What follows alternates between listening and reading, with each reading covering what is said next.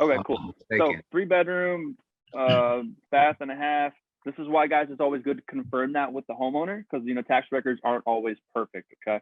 So first thing I always personally like to do, I like to do street view. I want to see what this house looks like. It's distressed on the inside. He said Okay. Is this he's something not you've gonna talked do it. with the homeowner about? Yeah, he said he's not going to do anything with it if he can sell it as is. Okay, cool. Is this it right here? That is it. Yes. Okay. So this is an outdated photo because you can tell down here, I'll tell you when this photo was taken, which is 2011.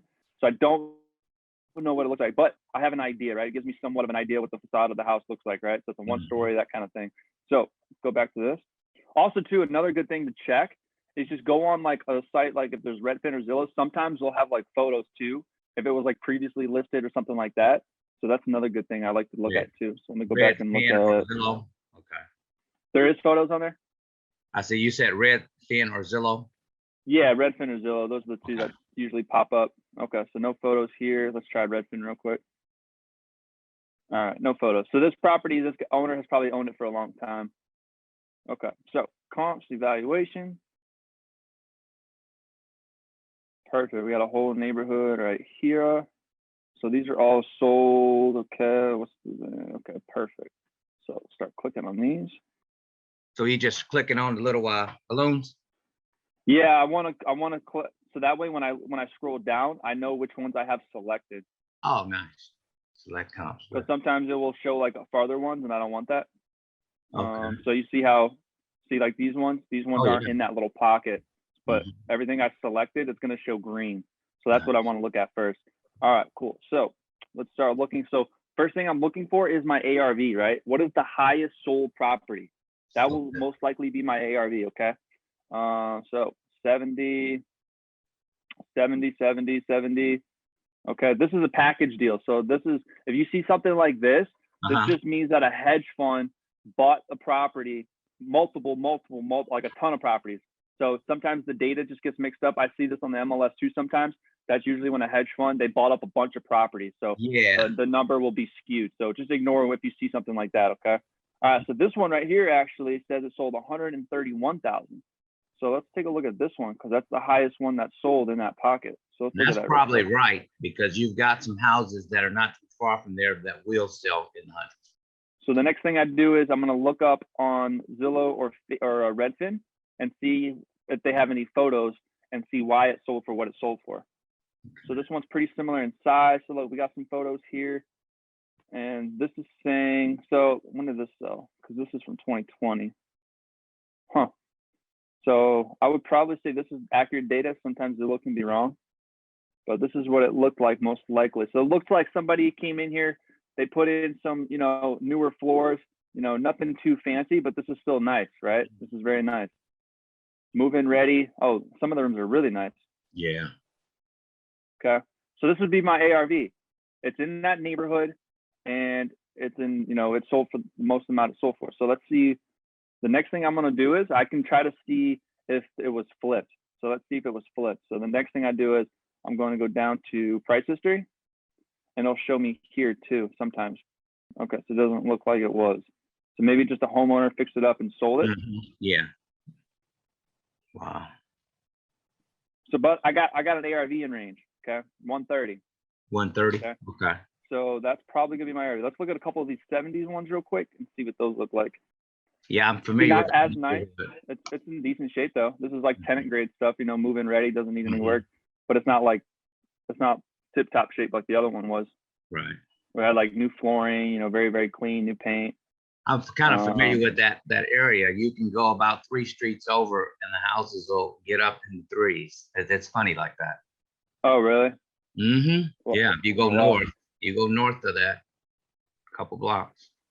Yeah, that's why you gotta be careful because some real estate, in some areas there's definitely different pockets, so you got to pay attention to that. All right, so let's look at a couple more here, and then the next thing I'm going to do is I'm going to look at the lowest priced one and see what that looked like. Would that be your anchor? Yeah, basically, yep. Okay. So no photos on this one. So what was the lowest sold one? Everything likes to sell in that 70 range, it looks like, but we might have to go out a little farther. Let's see where this Hampton Drive.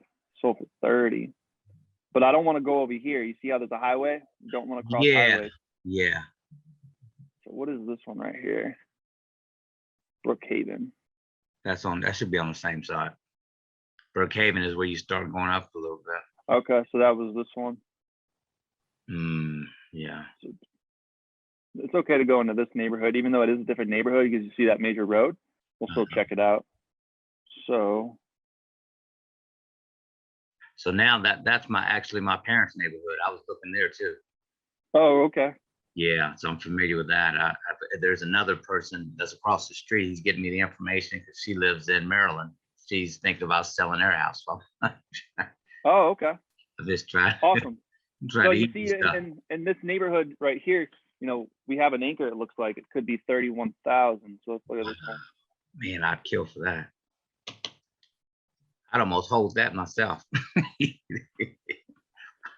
get it. Most of the time, the ones that sold low though, there's usually no pictures, but it doesn't hurt to look. Oh, look at that. Oh, there we are. We got some pictures. So this one's definitely distressed. You see that? So it looks like an investor probably paid 30 for it. Honestly, man, this is still pretty. This is still in good shape though. Yeah, it is. It's a pretty well kept neighborhood. You know, you just had a few of them. Man, if I could get it for 30 or 40, I'd get it and actually just renovate and flip it. Yeah, exactly. I wouldn't hope to sell that. And let's look at this one right here. So look, so I don't know what these are what, probably, but this one they paid 40 for it. Now, where are you seeing that at, Justin? I'm sorry, I didn't even. Right here. Oh, Real Elite. okay. Yeah. Yep. 43.8. Mm-hmm. Okay. So my anchor price would be like 31, right? Okay. And then I would say my MAO, I'd say my MAO would probably be 60 on this. I'd say I could probably, depending on the condition, I don't know the condition. So you would have to, you know, make a judgment call on that. But whatever the homeowner told you, it looks similar to the photos of what the ones that are selling at 70 yet. Mm-hmm. You probably sell it to an investor at 70, right? This is, and then you could, you know, that's why if you want to make 10K, don't offer more than 60. But obviously you're going to give them that wide range. You know, I personally would tell the seller, like, look, Mr. Seller, looks like, you know, properties in this similar shape and size, they seem to be ranging anywhere from about, you know, 30 to 60 in that range. Is that something that would also make sense for you? And then throw that range out and see if that's like, yeah, that's something that could make sense to me as well. It's like, okay, what number would make sense for you? Just try to pull a number out. Always be trying to pull a number out of them. You know, he actually told me, yeah, in talking to him, he actually told me what he paid for. He said he paid 41,000 for it. He paid how much? 41,000. You see, he paid. When did he buy it? I want to say he bought it in 2011, 2012. Oh, okay. Did he tell you how much he wants for it now? Well, yeah, he spit out a couple of random figures that are way overpriced. That's why I told him I wanted to do the comps on it. He was talking, oh, I know that houses over here, they'll sell for probably 120, 130,000. And I'm thinking, nah, you ain't gonna get. We've only found one house that sold that high. One house that sold that high. And this one, 120. 120. And then that was probably, what year was that it sold? Does it say? Yeah, this year. Yeah, this year. Oh, okay. Yep. So these are all recent comps. Sure. So yeah, that's whenever, you know, the seller starts saying unrealistic numbers, that's when it turns to our job to start educating them and start giving them the facts of the neighborhood. Right. And then that's when that role comes into play. Like, well, actually, you know, this is. So the next thing I'm going to do is I'm going to look at active and pending. I want to see what's on the market right now, see what that looks like. So I'm going to search again on that. Okay. I'm trying to follow your little mouse. Okay. So yeah, I clicked right here, active and pending. Before it was just on sold. Oh, gotcha. So hit search on that, go back in. So right now I'm going to look at what's on the market, see what that's looking like. Because everything I was just looking at was already sold. Gotcha. Which is obviously the most important, but it's still good to see what's on the market, see what it's looking like. Yeah, I'd like to get good at doing this, man. If I could get this. Absolutely. We're going to make you guys pros. All right, cool. So scroll back down.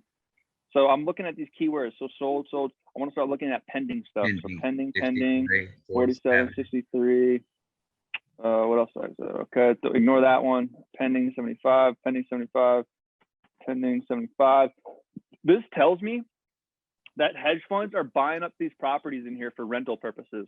Yes, they are. Yeah. That's Yeah. exactly what's going on in this neighborhood. This is a He's rental kind of a neighborhood. tyrant. He's kind of a tyrant landlord. That's why we. Yep. And I Wow. keep seeing there's multiple hedge funds that are doing this. Or this is actually the same one. The same, they bought two on this street under that same package. They spent 1.1 million. They got a couple of different houses, you know what I mean?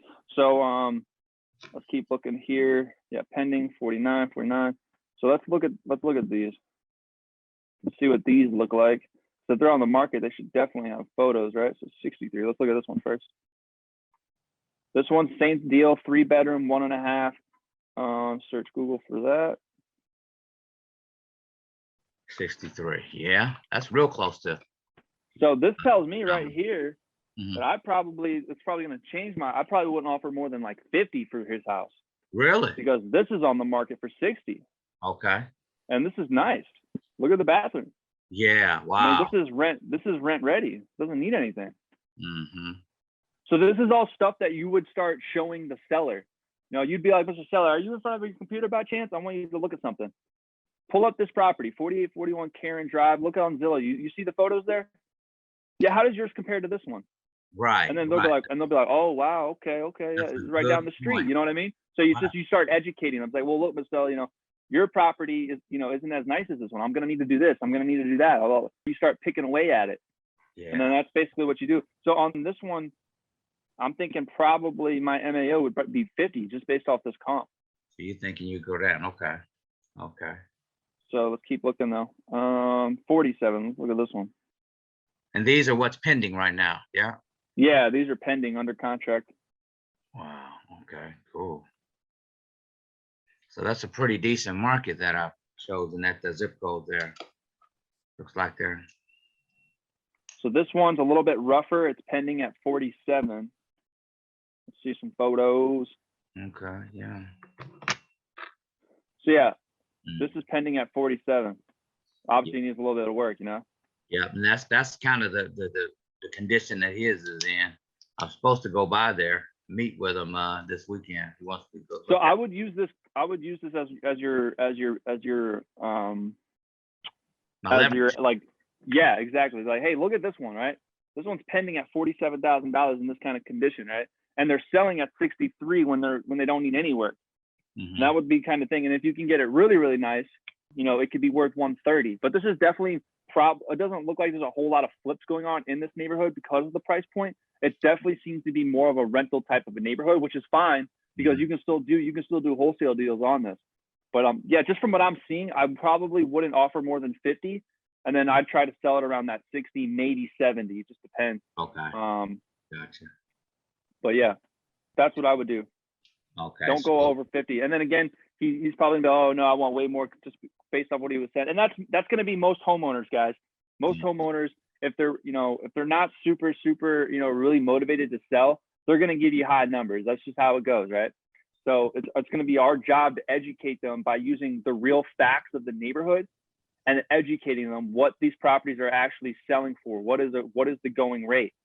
And then you just got to feed that to them. If they're really motivated to sell, they're going to be realistic with you and they're going to be able to sell it to you at a realistic price. And that's exactly how you would do that. So did that help you out at all? Yeah. It helps me out a whole lot. Yeah, sure does. Thank you. Cool. Appreciate that. Absolutely. So Justin, one more thing while you're in there. Yes, sir. Could you look at the cash buyers on that for me real quick? In that? Yeah. So I know whether or not I should stand at zip code or not. 46226. Correct.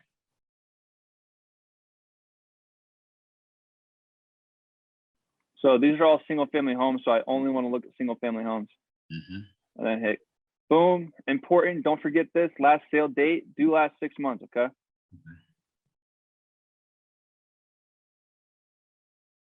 What? Man. One?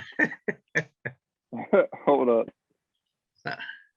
I seen more than that the last time I looked, but oh my God. I got it. Where's the neighborhood? It's like where exactly? It's near, like I said, it's near 465, an interstate that goes around the So it's city. over here. Is it this neighborhood? Yes. All right. So this is the right neighborhood, right? Yeah. Uh-huh. Okay. So I would just look up this one real quick. Oh no, so this is important too because I didn't filter the property, so don't be looking at ones that are different sizes. Hold on, Justin. Go north. Go north of 46th Street. Go up. It's up here. Yeah, there you go. It's right in there. This pocket. Yeah, 52nd, Okay. Arlington. Yeah. Boy, it ain't nothing over there. I think it's just not loading right. Yeah, because when I looked before, it didn't look bad.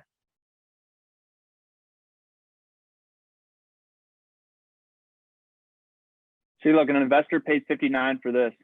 Okay, wow. So pretty similar. So I would expect, this is obviously last year and the market's a little hotter right now. Even with a little bit of work needed, I still think you can sell the property at like 60. Okay. So that's why I wouldn't offer more than 50 for it. Gotcha. So it hasn't appreciated a whole bunch since he bought it for 41. No, it has not. No. Okay. All righty. And some sellers, that's gonna be a hard fact that they may not want to accept. Exactly. At the end of the day, if he's really motivated, he's gonna sell it in the first place. If he's not really motivated, then obviously, don't spend too much time on it. The key here, guys, is to make sure we're actually spending time with the quality people who are actually motivated. That's why it's very, very important to find out what their motivation is for selling. Because we want to be dealing with people who are actually really serious about selling. You don't want to be spending a lot of time with people who are not really serious. They're just kind of tire kickers. Oh yeah, I'll sell if you give me this, right? That's not what we want, and that's not what we look for. All of our deals are going to come from people who are in some kind of a motivation.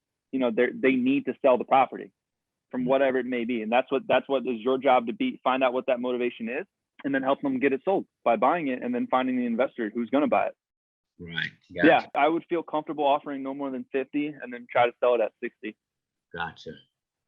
Thank you. Appreciate that. Absolutely.